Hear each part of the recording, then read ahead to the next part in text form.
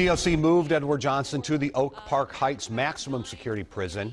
He pleaded guilty to stabbing a woman he lived with back in Bloomington in 2002. This is video from that evening.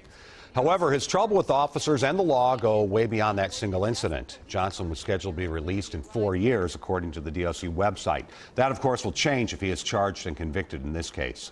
Liz, Collin continues our team coverage with a guard who worked alongside Joe Gomm, and Liz joins us right now. So he told you that Johnson held a grudge against officers. Yeah, I spoke with Bob Greer today. He just retired as a Stillwater Corrections officer 9 months ago, and he told me that you could feel danger every day and that it was only getting worse.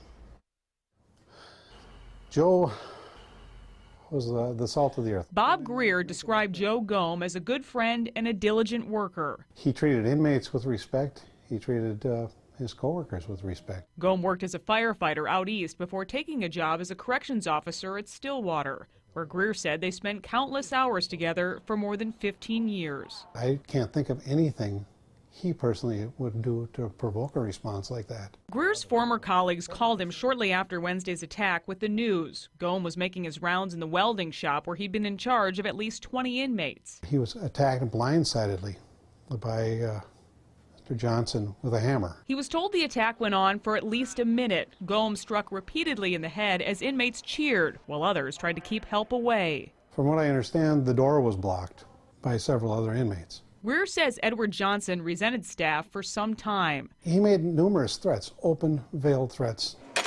Johnson first assaulted a prison guard in 2002. 2 years later, another inmate stabbed Johnson in the eye with a sharpened hairbrush. He permanently lost sight in his right eye. Johnson blamed officers for not doing more to protect him. He sued the Department of Corrections and won $500,000.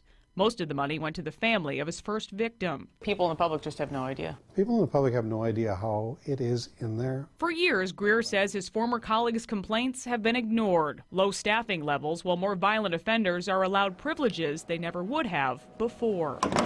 We've been hearing in my last months, someone's going to get killed.